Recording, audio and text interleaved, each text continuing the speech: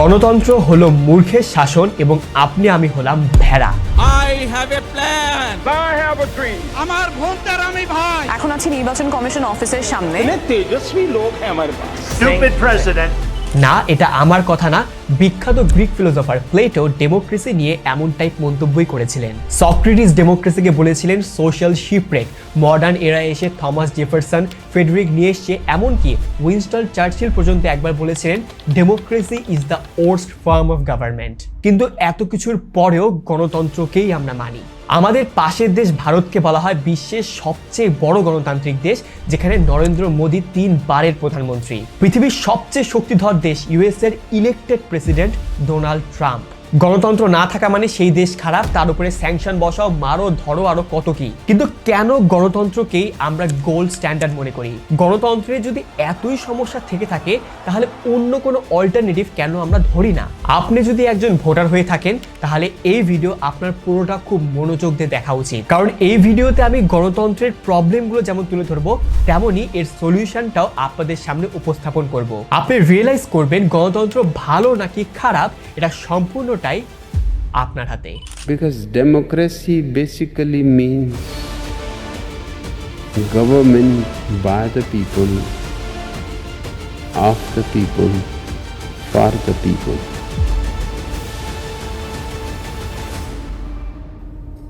But the people are retarded.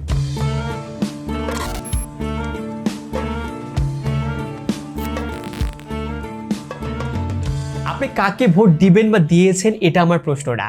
আমার প্রশ্ন হচ্ছে, যদি আপনাকে সুযোগ দেওয়া হয় বাংলাদেশের রাজনৈতিক নেতাদের থেকে যে কোনো একটি ক্যারেক্টারিস্টিক্স বাদ দিবেন এবং একটি ক্যারেক্টারিস্টিক্স যোগ করবেন, তাহলে আপনি কি কি প্লাস মাইনাস করতেন?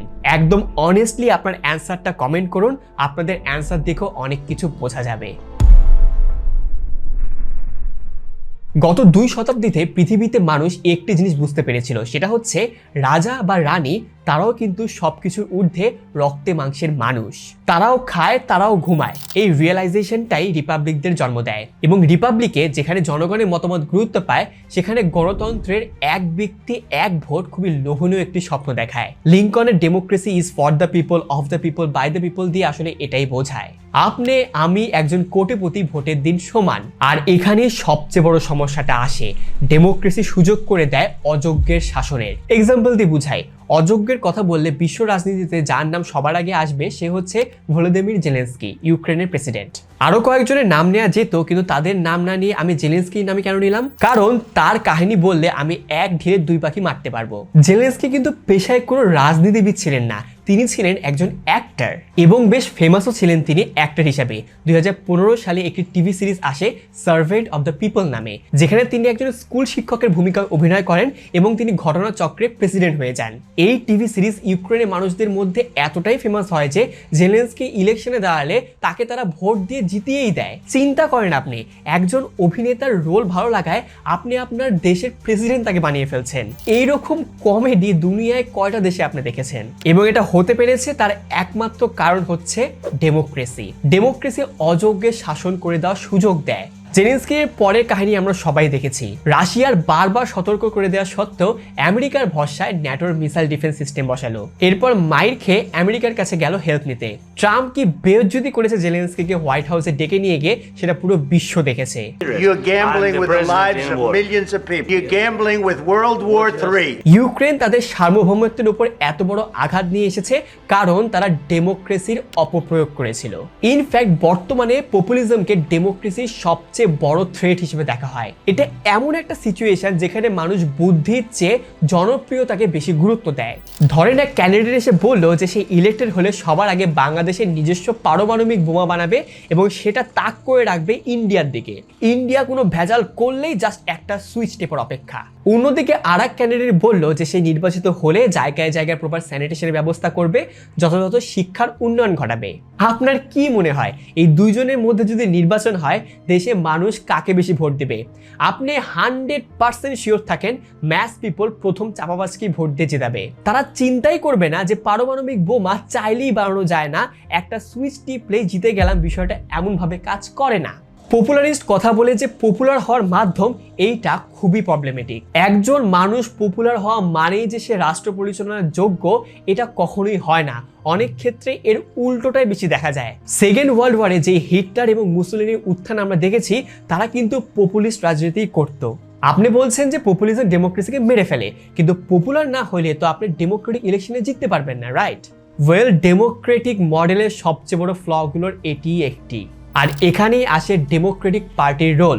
পার্টির রোল এমন হওয়া উচিত যেখানে পার্টির মানুষরা তার দলের কেউ যদি আউট অফ লাইন চলে যায় তার লাগাম টেনে ধরবে, আর সংসদ কাজ করে সেই লাগাম টেনে ধরার মাধ্যম হিসেবে। একজন ব্যক্তি যাতে পার্টির যে বড় না হয়ে যেতে পারে সেটা সবসময় খেয়াল রাখতে হয়, যেটা করে বা করার চেষ্টা করে আমেরিকার রিপাবলিক আর ডেমোক্রেটিক পার্টি। কিন্তু বেশিরভাগ ক্ষেত্রেই পার্টি হয়ে পড়ে একজন বা একটা গ্রুপের কুক্ষিগত, আর সেখান থেকে জন্ম নেয় অটোক্রেটিক রুল। ইয়েস, স্বৈরাচারেরও জন্ম হয় ডেমোক্রেসি থেকে, আর এই জিনিসটা হয় একটা প্লেবুক মেনে। প্লেবুকের প্রথম রুলটা হচ্ছে ক্রিয়েট আ ক্রাইসিস। অ্যাডলফ হিটলারের জার্মানি এর একটা বেশ ভালো এক্সাম্পল।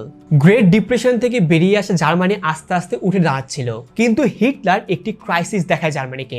ক্রাইসিসটা হচ্ছে ইউরোপের কাছে তারা এখন হাসি তামাশার পাত্র। যেই ইউরোপের পুরো ইতিহাস বেসিক্যালি জার্মান ভাইকিংদের হাতে লেখা, তারাই এখন রসের পাত্র হয়ে দাঁড়িয়েছে। তাদেরকে নিয়ে অন্যরা এখন হাসে। এটাই হচ্ছে ক্রাইসিস। এটা দিয়ে জার্মানির মানুষকে উস্কাতে থাকে সে। কিন্তু উস্কানি তো কারো বিরুদ্ধে দিতে হবে, তাই না? এমন কারো বিরুদ্ধে দিতে হবে যাদেরকে গ্রেট থ্রেট হিসেবে দেখানো যাবে। এখানেই আসলো হিটলারের আরিয়ান নন আরিয়ান থিওরি, যেখানে জিউদেরকে টার্গেট করা হলো। এই পার্টটাকে বলা হয় পারসিভড থ্রেট। এই থ্রেট সত্য নাকি মিথ্যা সেটা ম্যাটার করে না, ম্যাটার করে মানুষ সেটা বিলিভ করছে কিনা সেটাতে। একটা বিশ্বযুদ্ধ হেরে যে আসলে নিজেদের ইজ্জতে হালুয়া হয়ে গিয়েছিল, আর সেই হালুয়া থেকে বাঁচার জন্য যে ইহুদি মারতে হবে এটাই বিশ্বাস করানো হয়েছিল। কেউ প্রশ্ন করেনি যে ইহুদি মারলে আসলে লাভটা কি, দুনিয়া দখল করে আসলে লাভটা কি। ওয়েল, এখান থেকে বোঝা যায় ডেমোক্রেসি কখন ফেল করে। ডেমোক্রেসি ফেল করে যখন আমরা সাধারণ মানুষরা প্রশ্ন করতে ভুলে যাই। আপনি আজকে স্টেজে দাঁড়িয়ে হিন্দুদের হুদায় গালাগালি শুরু করেন, দেখবেন একটা বড় সংখ্যক মুসলিম জনগোষ্ঠী আপনাকে মাথায় তুলে নাচবে, অ্যান্ড ভাইস ভার্সা। আমাদের এই উপমহাদেশে এক ধর্মকে আর এক ধর্মের জন্য থ্রেট হিসেবে উপস্থাপন করার যে ব্যাপারটা, এটা অনেক বেশি প্রবল। ইন্ডিয়াতে নরেন্দ্র মোদী এবং বিজেপি এই জিনিসটা অনেক বেশি করে। আর এরপর আসে কফিনের শেষ পেরেক, কগনিটিভ চেঞ্জ। নুরেমবার্গ ট্রায়ালে দাঁড়া করানো নাজি ওয়ার ক্রিমিনালদের অনেকেই দাবি করেছিলেন যে তারা নাকি গন্ধ শুকেই বলতে পারত যে কে জিউ আর কে জিউ না। ওই ট্রায়ালে দাঁড়ানো 75% জার্মান অফিসার বিশ্বাস করতেন যে তারা কোনো ভুল কিছু করেনি। সময়ের সাথে সাথে আমাদের ব্রেন ওয়াশ হতে থাকে। মোরাল আর ইমোরালের পার্থক্য থাকে না, আমাদের ব্রেন ফাংশনই বদলে যায়। সুপিরিয়রের কথার উপরে আর কোনো কথা থাকে না। এই যে 3টা রুল বললাম, এগুলো কিন্তু আমার বানানো না, ফাতালি এম মোহাকদামের বই থ্রেট টু ডেমোক্রেসি থেকে এই জিনিসগুলো নেওয়া। আর এই সেম প্লেবুক আমরা দেখেছি ইরানে। খোমেনি ক্ষমতায় আসে ইরান হোস্টেজ ক্রাইসিস দেখিয়ে। একই গেম খেলতে দেখেছি আমরা এরদোগানকে তুরস্কে। হাঙ্গারিতেও একই কাজ হচ্ছে।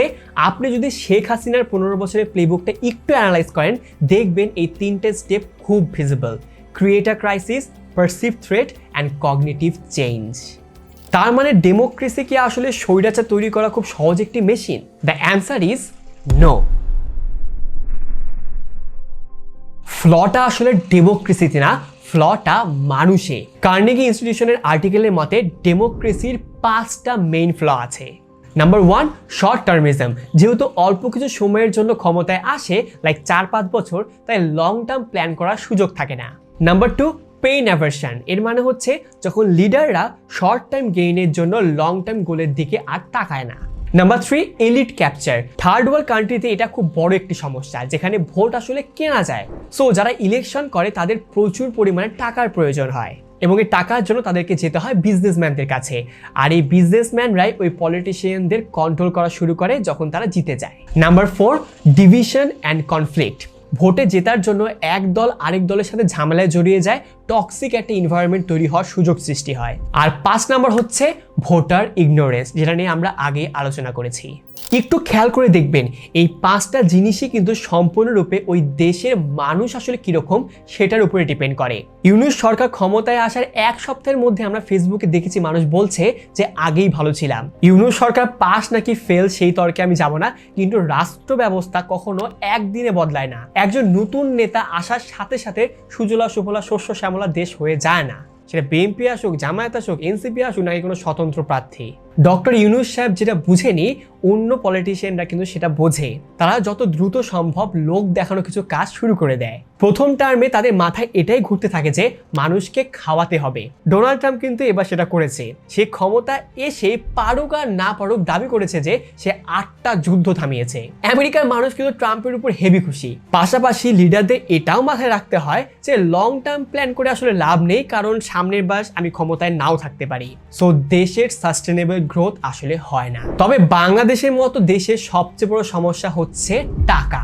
আমরা টাকা না পাইলে ভোট দেই না। শহরে হয়তো আমরা এটার সাথে অত বেশি পরিচিত না, কিন্তু আপনি গ্রামের দিকে যান, টাকা নাই মানে ভোট নাই। একদম সহজ সরল হিসাব। আর আমাদের দেশের ডেমোক্রেসি এখানেই ফেল করে যায়।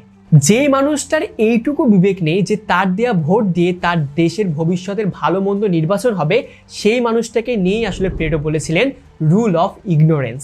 আর এই সব কিছুর মধ্যে আপনি 1 বালতি দুর্নীতি মিশিয়ে দিবেন, দেখবেন সেই একটা জগা খিচুড়ি শাসন ব্যবস্থা তৈরি হয়ে গিয়েছে, যেখানে ধর্মকে পুঁজি করে, আবেগকে পুঁজি করে রাজনীতির চর্চা হয়। এমন এমন মানুষ নেতা হয় যারা নর্মাল রিডিংও করতে পারে না। শেখ রাসেল মেডিকেল জানাই, মেডিকেল জোর দাবি জানায়।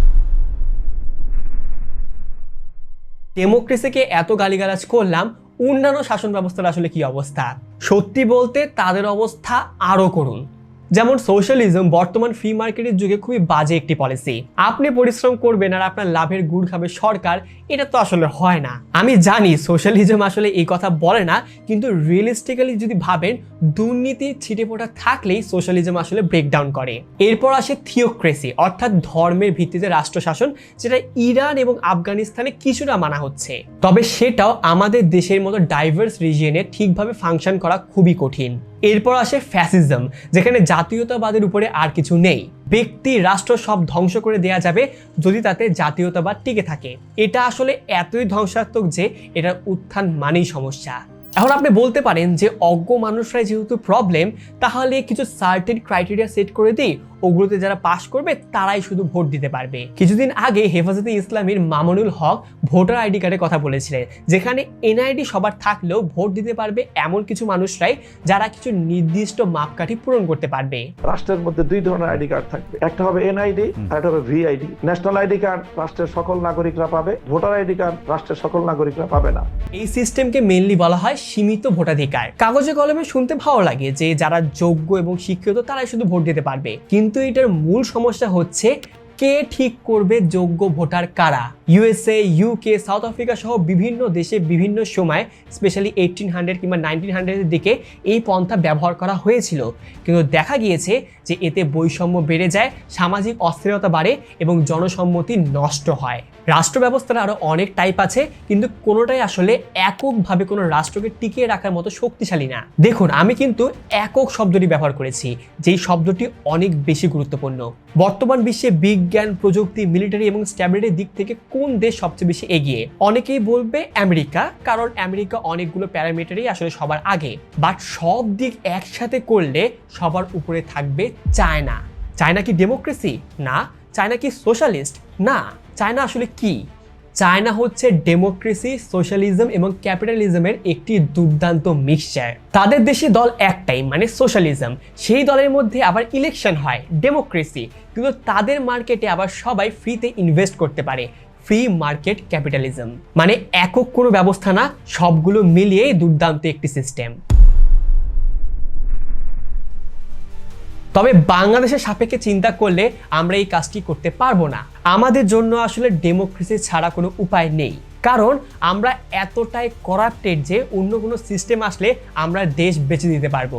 আমি একটু সরি বলে নেই, কারণ ভিডিওর শুরুতে আমি একটু অসম্পূর্ণ কথা বলেছিলাম। উইনস্টন চার্চিল আসলে বলেছিলেন যে democracy is the worst form of government except for all those other forms that have been tried from time to time. মানে অন্যান্য সিস্টেম আরো বেশি খারাপ। আমরা যদি একটু ঘাটাঘাটি করি যে যাকে ভোট দিচ্ছি সে আসলে কিরকম, একটু যদি জিজ্ঞাসা করি, একটু যদি বোঝার চেষ্টা করি যে যাকে ভোট দিচ্ছি সে কি আসলে আমার দেশের জন্য কাজ করবে, আমার এলাকার জন্য কাজ করবে, আমরা যদি টাকার কাছে সমর্পণ না করে অ্যাকচুয়ালি ক্রিটিক্যালি চিন্তা করি, তাহলেই কিন্তু ডেমোক্রেসির যতগুলো ফ্ল আমি মেনশন করলাম সেগুলো দূর হয়ে যাবে।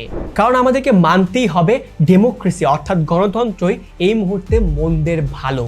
তাই ভোটার হিসাবে আপনার আমারও কিছু দায়িত্ব আছে, জনগণ হিসাবে আপনার আমার কিছু দায়িত্ব আছে। সেই দায়িত্বগুলো যখন আমরা ঠিকঠাকভাবে পূরণ করতে পারবো তখনই ডেমোক্রেসি তার আসল ফল দিতে পারবে। তো আজকের ভিডিও এই পর্যন্তই। ভিডিওটি ভালো লেগে থাকলে একটি লাইক দিয়ে দিন, অন্যদের সাথে শেয়ার করুন এবং এরকমই আরও ইনফোটেইনিং ভিডিও পেতে চ্যানেলটি সাবস্ক্রাইব করে রাখুন। দেখা হবে পরবর্তী কোনো ভিডিওতে, ততদিন ভালো থাকবেন। টাটা।